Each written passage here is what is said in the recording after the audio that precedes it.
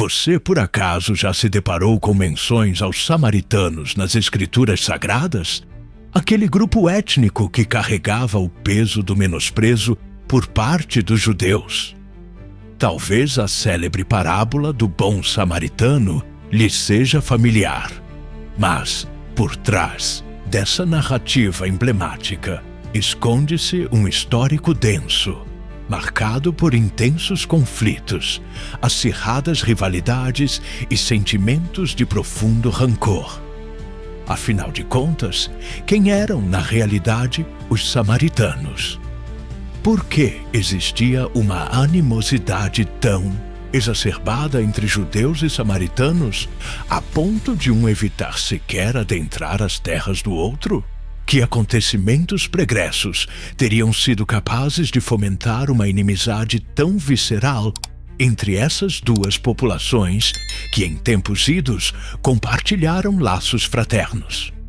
Neste vídeo, vamos desvendar essa complexa trajetória, revelando os segredos ocultos por trás dessa antiga contenda bíblica. Você descobrirá como se originou a cisão, por que os samaritanos passaram a ser considerados impuros pelos judeus e, o mais intrigante, qual o paradeiro dos samaritanos na atualidade? Será que eles ainda persistem? Qual o legado deixado por esse povo envolto em mistério? Permaneça conosco até o desfecho deste vídeo para assimilar integralmente a história dos samaritanos conforme relatada na Bíblia, para não perder nenhum detalhe de futuras explorações como esta. Aproveite e inscreva-se agora no canal Bíblia Dame. A saga dos samaritanos tem seu início muitos séculos antes da Era de Jesus, remontando ao período dos monarcas de Israel e Judá. Para que possamos compreender a origem dos samaritanos e a razão de serem tão veementemente rechaçados pelos judeus, é imperativo que façamos uma regressão no tempo, até o instante em que Israel deixou de configurar um reino coeso. Houve uma era em que a totalidade do povo de Deus se encontrava unificada sob a égide de um único soberano. Primeiramente Saul, seguido por Davi, e por fim Salomão. Contudo, após o falecimento de Salomão, o panorama sofreu uma transformação radical. O reino, outrora robusto e indiviso, começou a apresentar fissuras internas. Roboão, o herdeiro de Salomão, ascendeu ao trono, mas sua soberba e inflexibilidade acabaram por precipitar uma insurreição. A população do norte, exausta pela alta carga tributária e pelo jugo opressor, insurgiu-se contra Roboão, optando por seguir um novo líder, Jeroboão. Assim, Israel fragmentou-se em dois reinos distintos. O Reino do Norte, denominado Israel, com sua capital estabelecida em Samaria, e o Reino do Sul, conhecido como Judá, cuja capital era Jerusalém. A partir desse divisor de águas, os dois povos, anteriormente irmãos, passaram a nutrir uma crescente rivalidade. Enquanto Judá se mantinha leal ao Templo de Jerusalém e à linhagem davídica, Israel trilhou uma senda própria, erigindo seus próprios locais de culto e distanciando-se progressivamente das tradições divinamente instituídas. Jeroboão, receoso de que seu povo retornasse a Jerusalém para prestar adoração no templo, edificou altares em Betel e Dan, introduzindo práticas que mesclavam a veneração a Deus com rituais de origem estrangeira. Esse foi o prelúdio de um afastamento que apenas se agravaria com o transcorrer do tempo. Se este conteúdo já está despertando seu interesse, que tal deixar um like para nos ajudar a alcançar mais pessoas? a cisão entre os dois reinos acarretou consequências nefastas. Enquanto Judá logrou manter uma certa estabilidade, Israel defrontou-se com uma sucessão de monarcas instáveis, afundando-se cada vez mais na idolatria e na desobediência aos preceitos divinos. Os profetas emitiram advertências, fizeram alertas, mas o povo preferiu não lhes dar ouvidos. Então, sobreveio o juízo. No ano de 722 a.C., o vasto Império Assírio, uma potência militar caracterizada pela crueldade e capacidade destrutiva, invadiu Israel. O rei da Assíria, Salmaneser V, impôs um cerco à cidade de Samaria, a capital do Reino do Norte, que perdurou por 3 longos anos. A fome assolou a cidade e o desespero tomou conta da população. Quando finalmente a cidade sucumbiu, os assírios adentraram com fúria avassaladora, aniquilando tudo o que encontravam pelo caminho. As residências foram consumidas pelas chamas, os templos foram pilhados e as famílias desmembradas. Contudo, o pior ainda estava por vir. Para assegurar que Israel jamais se reerguesse contra seu domínio, os assírios empregaram uma estratégia de extrema crueldade: a deportação em massa. A maior parcela da população de Israel foi conduzida como prisioneira para terras distantes, dispersando-se por diversas regiões do Império Assírio. Apenas os mais desfavorecidos e aqueles considerados desprovidos de influência foram deixados para trás.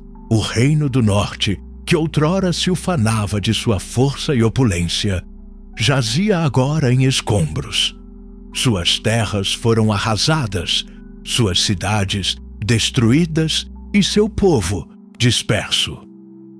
Compartilhe este vídeo com alguém que também precisa conhecer essa história fascinante. Os assírios, porém, não se contentaram com isso. Possuíam um plano para garantir que aquela terra jamais recuperasse seu poderio. Trouxeram povos de outras nações para povoar Samaria e as regiões adjacentes.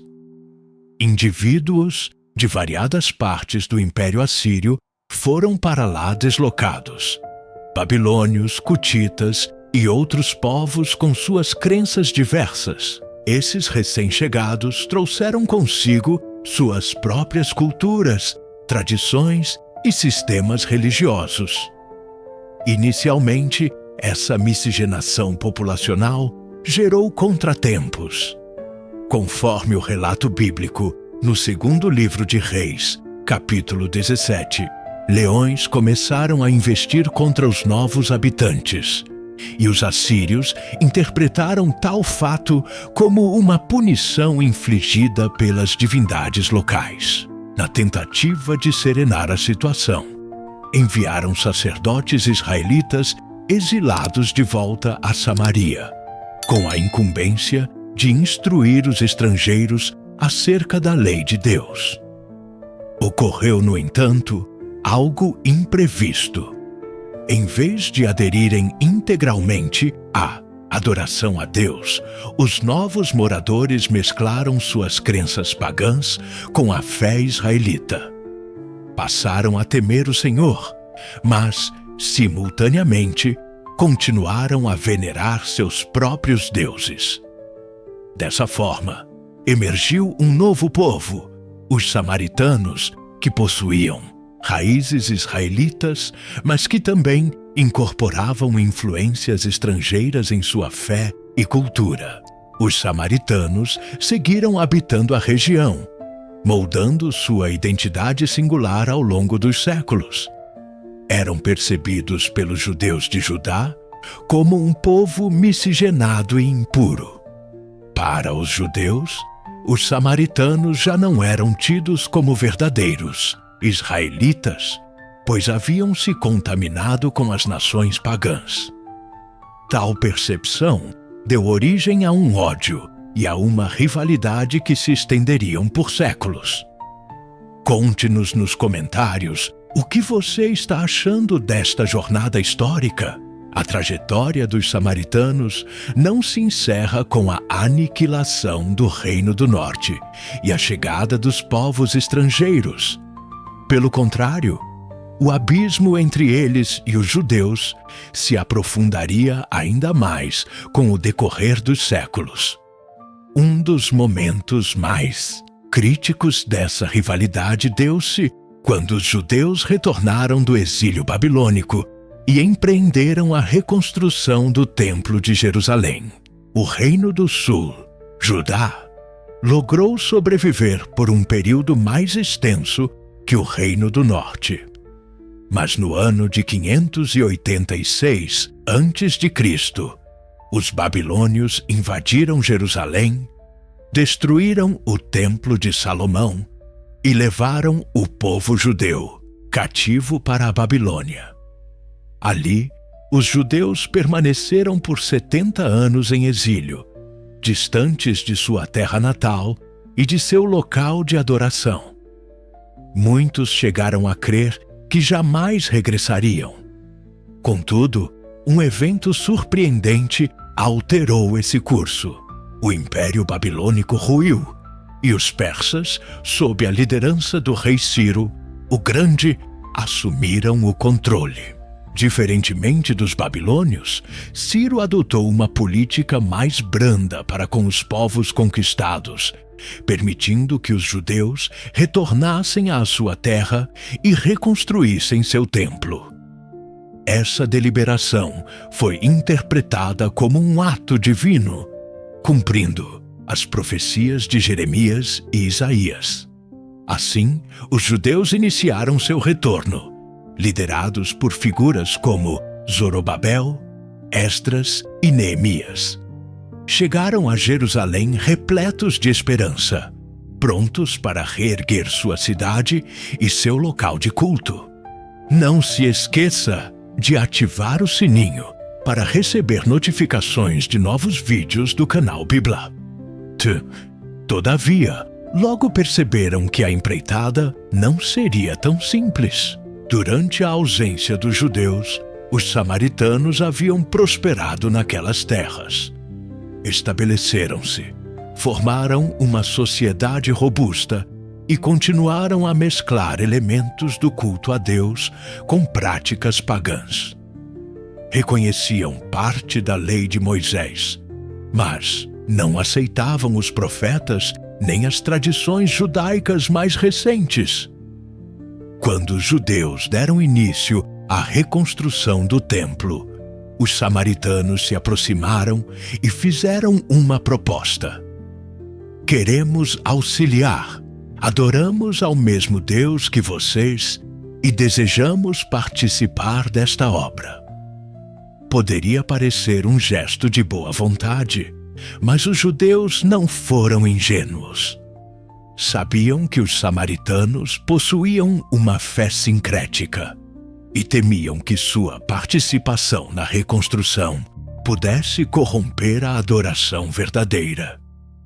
Zorobabel e os líderes judeus declinaram da ajuda dos samaritanos, deixando claro que aquela era uma missão confiada por Deus unicamente aos filhos de Israel que haviam permanecido fiéis. Essa resposta representou um golpe humilhante para os samaritanos.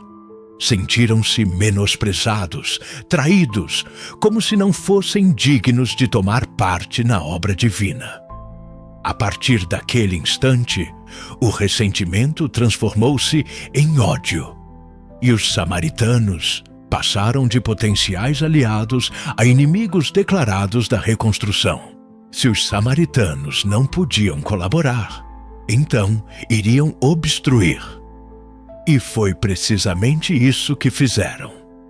O livro de Esdras, capítulo 4, relata que os samaritanos começaram a sabotar a obra. Intimidavam os trabalhadores, disseminavam falsidades e até mesmo subornavam funcionários do governo persa para impedir o progresso da reconstrução. Os samaritanos sabiam que, se Jerusalém voltasse a ser uma cidade forte e seu templo fosse reerguido, a influência dos judeus cresceria e eles perderiam o domínio sobre a região. Assim, empenharam-se ao máximo para deter a obra e, por um tempo, obtiveram êxito. As acusações dos samaritanos chegaram aos ouvidos do rei da Pérsia, que ordenou a paralisação da construção. O tempo transcorreu, os judeus desanimaram e o projeto do templo ficou abandonado. Mas Deus levantou profetas como Ageu e Zacarias, que encorajaram o povo a prosseguir. Após muitas dificuldades, o templo foi finalmente concluído no ano de 516 a.C., um grande triunfo para os judeus, mas um revés amargo para os samaritanos. O que você gostaria de ver explorado em nosso próximo vídeo? Deixe sua sugestão nos comentários. A rejeição dos samaritanos em Jerusalém impeliu-os a tomar uma decisão drástica. Se os judeus não os aceitavam, então eles criariam seu próprio local de adoração. E assim o fizeram. Os samaritanos elegeram o Monte Gerizim, uma montanha sagrada para eles, como seu local de culto, construindo ali um templo que rivalizava com o de Jerusalém, declarando que aquele era o verdadeiro sítio onde Deus deveria ser adorado. Essa separação, contudo, não era meramente física, mas também espiritual. Os samaritanos passaram a rechaçar Jerusalém e o templo judaico, afirmando que somente o Pentateuco, os 5 primeiros livros da Bíblia, constituía a verdadeira lei de Deus. Ignoravam os profetas e os escritos judaicos posteriores, o que aprofundava ainda mais a divisão entre os dois povos. Com o passar do tempo, essa rivalidade converteu-se em ódio. Os judeus consideravam os samaritanos impuros, miscigenados, indignos. Por sua vez, os samaritanos viam os judeus como orgulhosos, arrogantes e iludidos por seguirem uma tradição corrompida. Esse conflito perduraria por séculos, transformando-se numa das rivalidades mais profundas da história bíblica. Desde o momento em que foram alijados da reconstrução do templo em Jerusalém, os samaritanos decidiram trilhar seu próprio caminho religioso.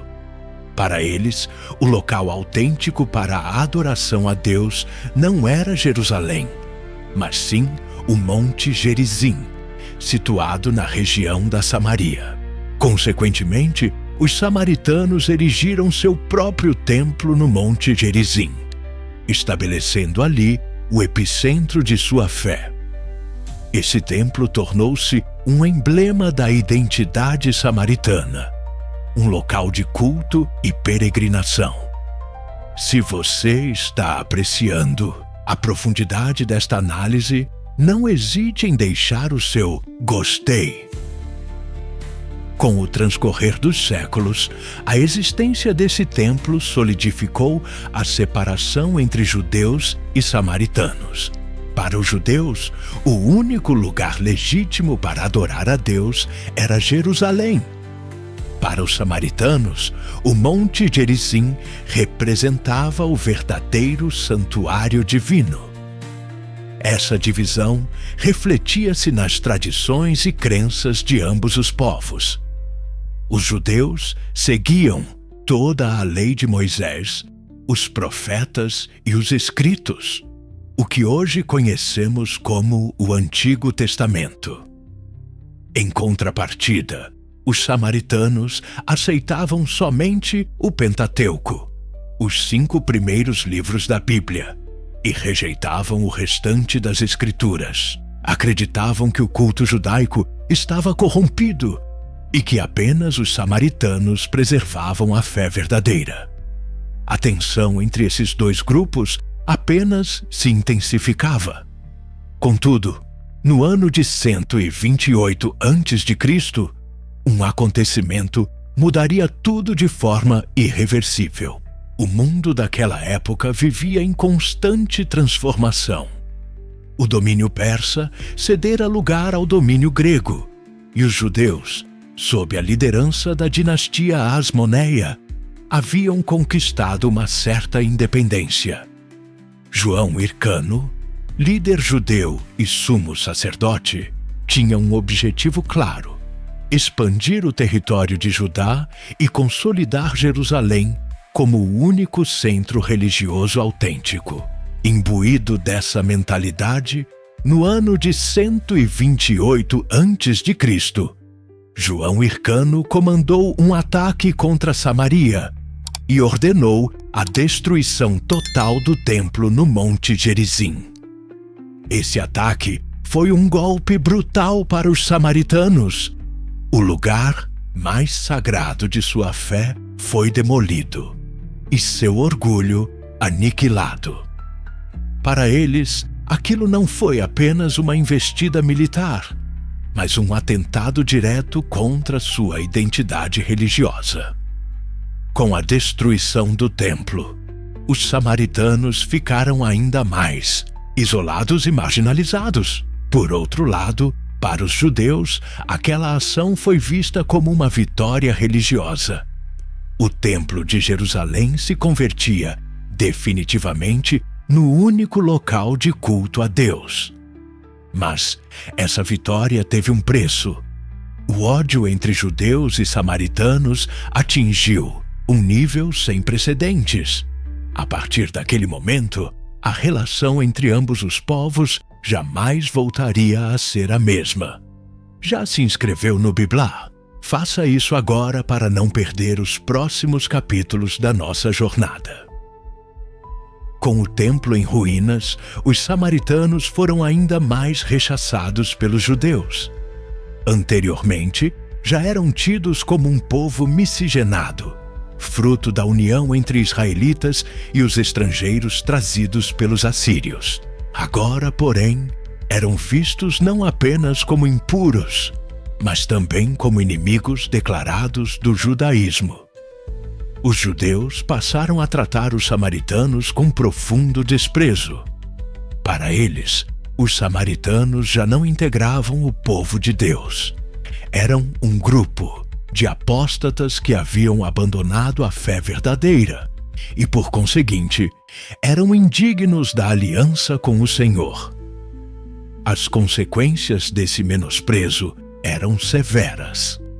Os judeus não aceitavam os samaritanos em sua comunidade, evitando-os em todos os aspectos da vida. Casamentos entre judeus e samaritanos eram proibidos, pois os judeus temiam que essa mistura corrompesse sua linhagem e sua fé. Os samaritanos eram considerados espiritualmente impuros, e um judeu que tivesse contato com eles deveria passar por um ritual de purificação. Os samaritanos eram hostilizados, inclusive, durante as peregrinações. Este último ponto era particularmente cruel. Todos os anos, milhares de judeus realizavam peregrinações a Jerusalém para participar das grandes festas religiosas. O caminho mais curto para muitos deles passava por Samaria, mas, devido à hostilidade entre os povos, os judeus preferiam dar uma grande volta em vez de atravessar Samaria, mesmo que isso significasse uma viagem muito mais exaustiva e prolongada. Se um judeu precisasse passar por Samaria, era comum que enfrentasse provocações, insultos e até mesmo violência por parte dos samaritanos. O ódio era recíproco. A hostilidade entre judeus e samaritanos era profunda. Durante séculos, ambos, os povos se desprezaram, evitaram e até mesmo se atacaram. Compartilhe este conhecimento com seus amigos e familiares. Contudo, quando Jesus surgiu em cena, não apenas ignorou essa rivalidade, mas a desafiou de maneira radical. Por meio de suas palavras e ações, Jesus demonstrou que Deus não faz distinção entre as pessoas e que o amor verdadeiro transcende as barreiras culturais, religiosas e históricas. Duas histórias proeminentes ilustram isso: a parábola do bom samaritano e o encontro de Jesus com a mulher samaritana no poço de Jacó. Esses episódios não foram meros gestos de compaixão, foram declarações poderosas de que o Evangelho é para todos, sem exceção. Tudo começou quando um perito na lei tentou colocar Jesus à prova. Ele se levantou e perguntou: Mestre, que devo fazer para herdar a vida eterna? Jesus, conhecendo o coração daquele homem, respondeu com outra pergunta: O que está escrito na lei? Como você a interpreta? O homem respondeu corretamente: Amarás o Senhor teu Deus de todo o teu coração e ao teu próximo como a ti mesmo. Então Jesus disse: Muito bem, faça isso e viverá. Mas o homem, querendo justificar-se, fez outra pergunta: E quem é o meu próximo? Aqui é onde tudo se tornaria interessante. O homem esperava que Jesus dissesse algo óbvio, como: seu próximo é seu irmão judeu. Mas Jesus decidiu surpreender a todos, contando uma parábola que mudaria completamente os conceitos religiosos da época. Jesus narrou sobre um homem que viajava de Jerusalém a Jericó, um caminho perigoso e repleto de assaltantes. No meio do trajeto, foi atacado, espancado e deixado quase sem vida à beira da estrada. Então, passaram por ali 3 pessoas distintas: um sacerdote, alguém que deveria ser um exemplo de piedade. Mas, ao ver o homem caído, desviou-se e seguiu seu caminho. Um levita, um homem dedicado ao serviço religioso, mas, assim como o sacerdote, também evitou o ferido e continuou sua jornada. Um samaritano, alguém a quem os judeus odiavam, desprezavam e consideravam impuro. E foi precisamente esse samaritano quem parou. Sentiu compaixão e decidiu ajudar. Tratou as feridas do homem, derramando azeite e vinho sobre elas. Depois, colocou-o em seu próprio animal, levou-o a uma hospedaria e pagou todas as despesas para que fosse bem cuidado. Ao concluir a história, Jesus perguntou ao perito na lei: Quem foi o próximo do homem ferido? O homem, talvez engolindo seu orgulho, respondeu: Aquele que teve misericórdia dele. Então Jesus concluiu: Vá e faça o mesmo. Esta parábola foi um choque para os ouvintes judeus. Jamais teriam imaginado um samaritano como o herói de uma história de bondade. Mas Jesus estava deixando claro: o amor de Deus não tem fronteiras, não distingue raça, cultura nem religião. O verdadeiro próximo é aquele que ama, não importa quem seja. Se você está gostando do que está aprendendo, deixe seu like para fortalecer nosso trabalho. Se a parábola do bom samaritano já era revolucionária, o que Jesus fez no poço de Jacó foi ainda mais impactante. Ele rompeu todas as normas sociais e religiosas da época para demonstrar que Deus estava chamando a todos para a salvação, inclusive os desprezados samaritanos. Jesus e seus discípulos estavam viajando quando passaram por Samaria.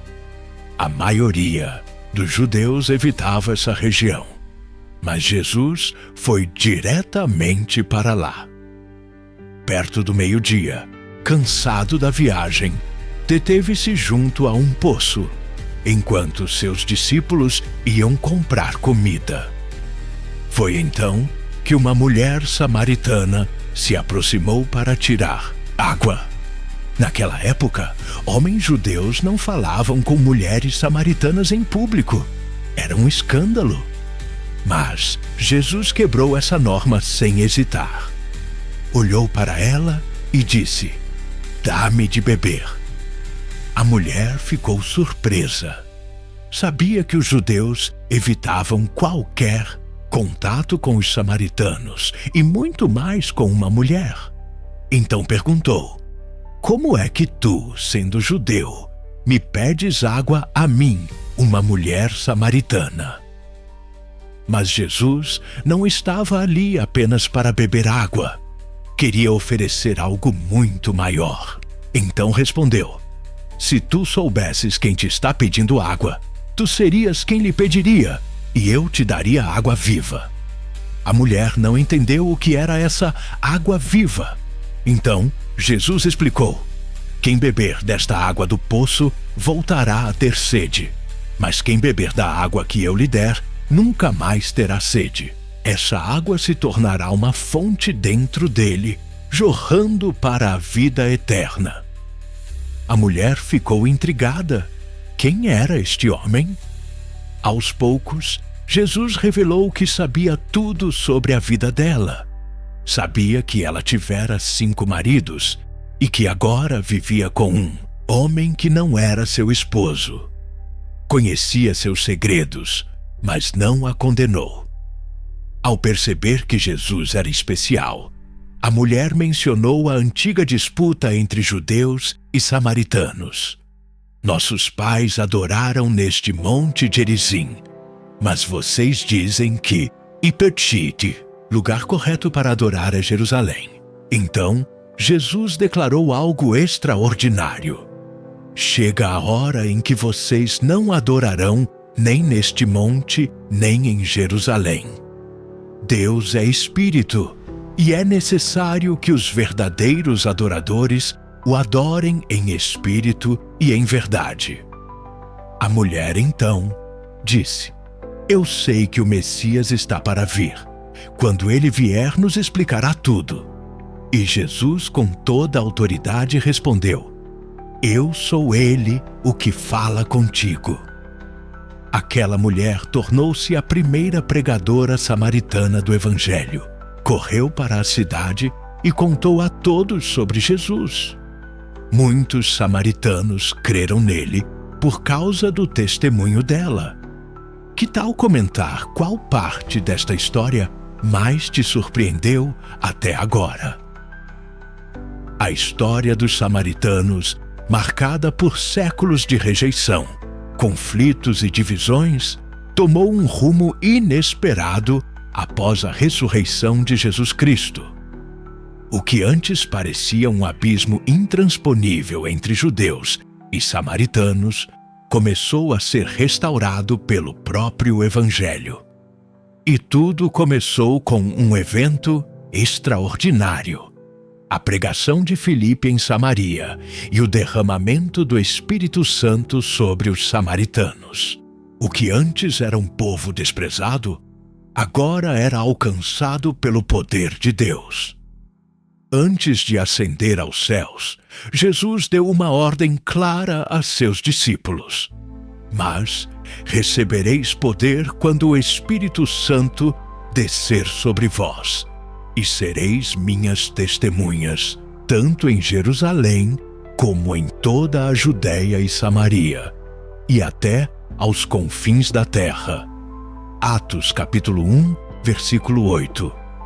Observe que Jesus mencionou Samaria de forma específica. Isso não era um simples detalhe. Os samaritanos, por tanto tempo desprezados e considerados indignos pelos judeus, estavam incluídos no plano de Deus. Mas como o Evangelho chegaria até eles? A princípio, os discípulos concentraram-se em Jerusalém, pregando somente aos judeus, e parecia que o evangelho ficaria limitado a eles. Mas então ocorreu algo inesperado. Uma grande perseguição começou em Jerusalém. Após a ressurreição de Jesus e a vinda do Espírito Santo no dia de Pentecostes, a igreja crescia rapidamente em Jerusalém.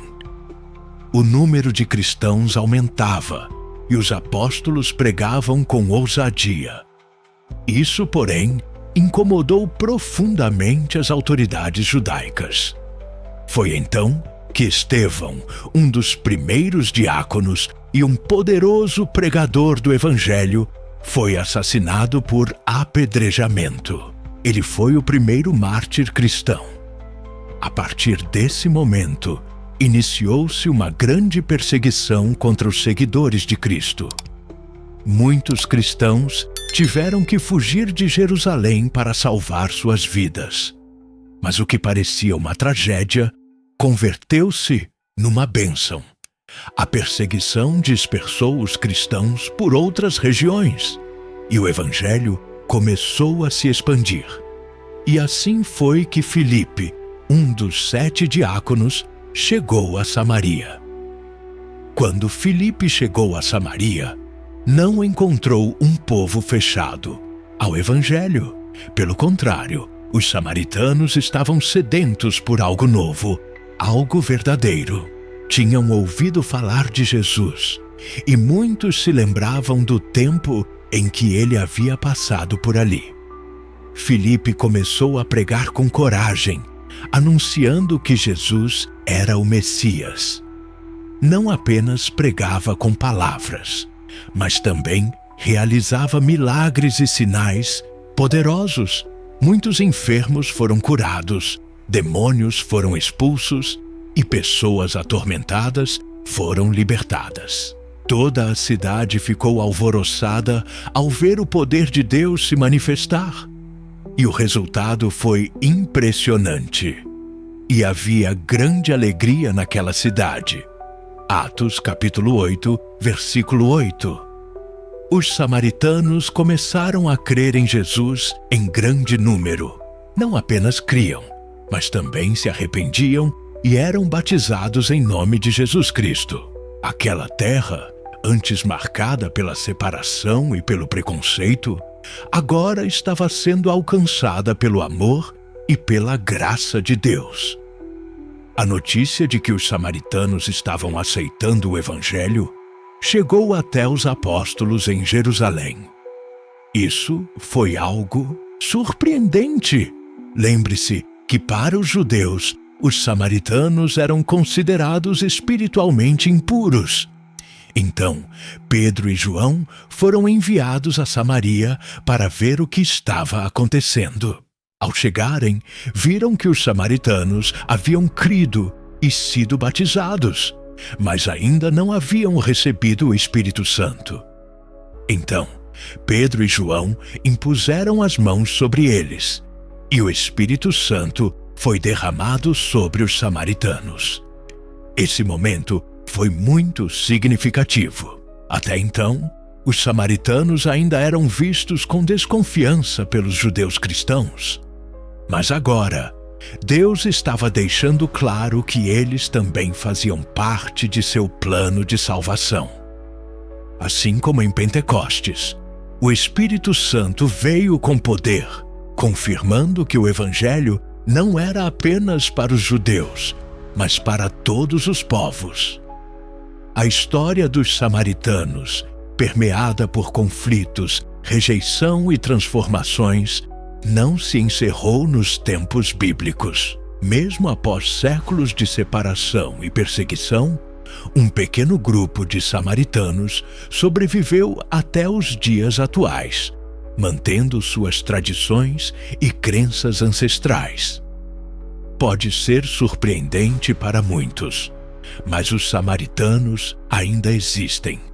Não desapareceram ao longo da história.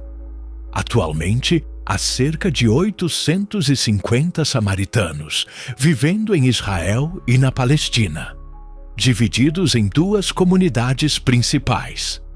No Monte Gerizim, na cidade de Kiryat Luza, na Cisjordânia, perto da antiga Samaria, e em Olom, um subúrbio de Tel Aviv, em Israel. Esse pequeno grupo é tudo o que resta de um povo que na antiguidade foi numeroso. Em seu apogeu, durante o período do Império Romano, os samaritanos chegaram a mais de 1 milhão de pessoas. Contudo, perseguições, guerras e massacres reduziram drasticamente sua população ao longo dos séculos. Hoje, são uma das menores comunidades religiosas do mundo, mas continuam a manter suas crenças e tradições com um zelo impressionante. Agora, escreva nos comentários se você já conhecia a história dos samaritanos na Bíblia. Compartilhe este ensinamento com mais pessoas. Deixe seu gostei no vídeo e inscreva-se no canal Bíblia para conferir mais vídeos como este. Que Deus te abençoe.